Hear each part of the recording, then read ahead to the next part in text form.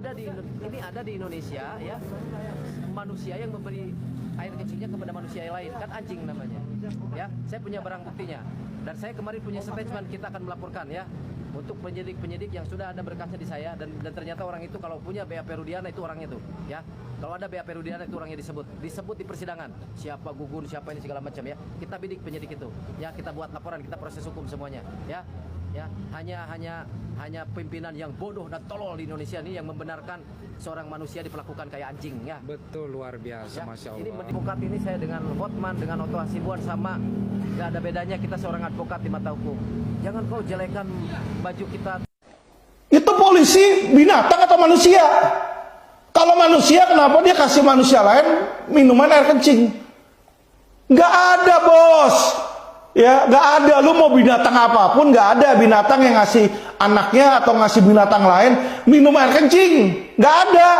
Anjing sekalipun nggak pernah ngasih anjing lain untuk minum air kencingnya dia. Hanya manusia, dan manusianya itu manusia tertentu, yaitu polisi. Baiklah, hanya polisi. dapat kita simpulkan itulah pengakuan Aldi kepada pengacaranya sampai di mobil dipukulin. Kita sampai di polsek itu saya turun itu udah suruh jalan bebek.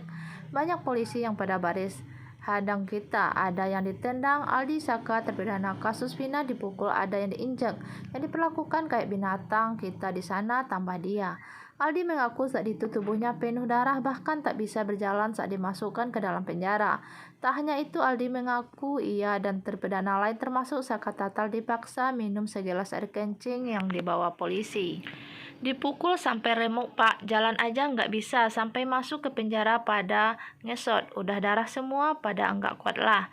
Udah mau nyampe penjara aja saya dipukulin sama gembok, baru mau masuk itu. Habis gembok saya diminum air kencing 1 gelas gede, semua harus diminum. Habis minum air kencing itu ada polisi yang bawa sandal Eiger. Semua ditabokin sampai remuk, terang Aldi. Mendengar kesaksian itu, sejumlah kuasa hukum Saka Tatal turut menangis termasuk Bapak Farhad Abbas. Sekian informasi kita hari ini, saya ucapkan terima kasih banyak kepada teman-teman yang selalu menonton video saya. Sekian, terima kasih.